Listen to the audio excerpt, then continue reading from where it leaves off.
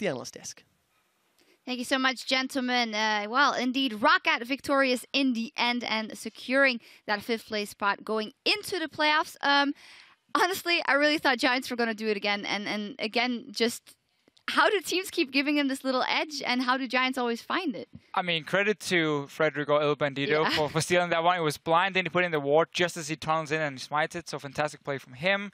Overall, though, ROCCAT, I think, pick and ban-wise, had a strong composition here. I like the Yasuo last pick a lot from Nuke, especially because there was the Galio, and you're like, hey, we're going to count all your magic damage. Here's a Yasuo in your face and just shut down the poke comps. I think having Yasuo in your pocket going into playoffs later on with all these poke champions in the mid lane, if not all those control mages where Windwall is just a potent tool, combine that with the Braum some people have been playing, you can completely alter the way the game is played. But then you have to play clean cut, and that's something where ROCCAT did fail. They sometimes had these engages where Body Slam Flash went in, Explosive Cast went in, and then you could see literally Nuke was pressing R, but he was out of range, and then everything goes down.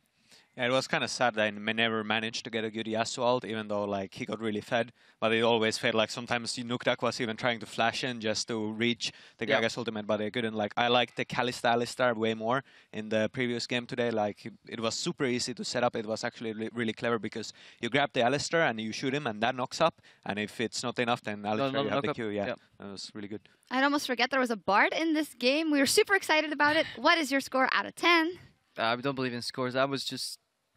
There's so much more potential to this champion, especially in lane. Using that ultimate Tempered Fate, especially against low mobility champions, plays around the map. There's just wait. Someday somebody will unlock the unlimited potential that Bard holds. For now, Godfred, he tried, and there's bonus points. Yeah, for trying. some pretty good moves actually. He did. I mean, had a few good stunts, but kind of weird pick. We haven't seen Bard really in like 5-6 weeks. I want to say in the LCS, everyone was like almost on the hype train. And then it just kind of died out. I think I started the hype train. You kind of did. Oh my god! Like, guys, Bard is so strong, and they're like surprised about the pick. But he also got punished. I mean, we got a replay. We were talking about how the Yasuo pick didn't always get to the right targets. This time around, he does manage to punish Godfred on this body, but like Fate Skull, nope, disappears.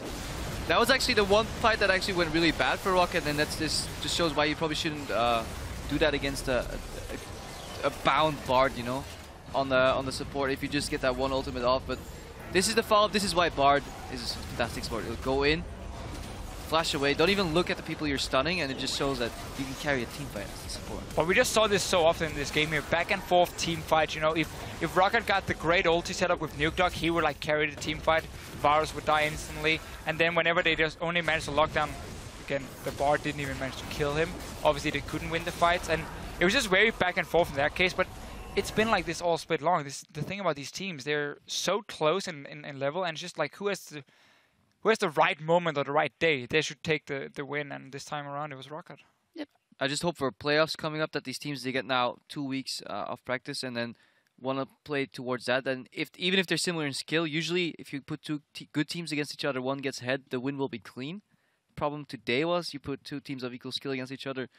Very few wins were very, very clean. Well, all said and done, 90 games behind us, not counting this one in the summer split. We're going to take a look at the standings as it is now. Well, for sure, who we'll be seeing there in the playoffs. Of course, Fnatic and OG securing that bye. Then H2K, UOL, ROCCAT, and Giants all in the playoffs. And at the bottom of the standings, well, once again, Elements, and then Gambit, SK, and the Copenhagen Wolves. And Copenhagen Wolves dropping out of relegation is a fact. 10th place team will drop out. First place team in Challenger will make its way up into the LCS. Those matches will be played later, so it will be interesting to see who's joining these teams for 2016, I believe, then spring split. Do we math correct? Yes, that's how years math work. Time, yeah.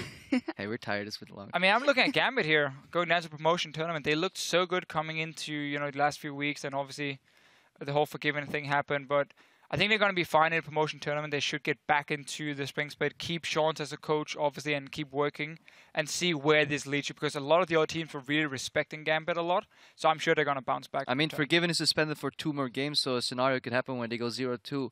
Forgiven walks up the stage, sure comes on, put me in, coach, for game 3, and brings it back 3-0 in a row with just illusion picks only, so scenario, the dream is alive, technically. Yeah. Hopefully for Gambit it doesn't get to that point. And Elements, no dream, also no nightmare, but once again in 7th, and I mean, We're going to talk about this a lot in times to come, as we'll be seeing them in the spring split of 2016, but in what capacity? I mean, there are some question marks there still for Elements. If you look at the players on that lineup, you would expect that they might be able to go a little higher. I just think like the players in Elements are really failing to show up. Like it's mostly Froggen taking the team kind of on his back when they are winning, and they're just really lacking the playmaking element because like Froggen playing these poke champions, and I just feel like they're not really doing anything most of the games. They just seem to be stuck. Yep. I mean, it's been like this all year long. We see a few improvements here and there, but just not enough to really take them to another level. And then it always just seems to fall back and like, what can Froggen do, or what can Dexter maybe do in the early game?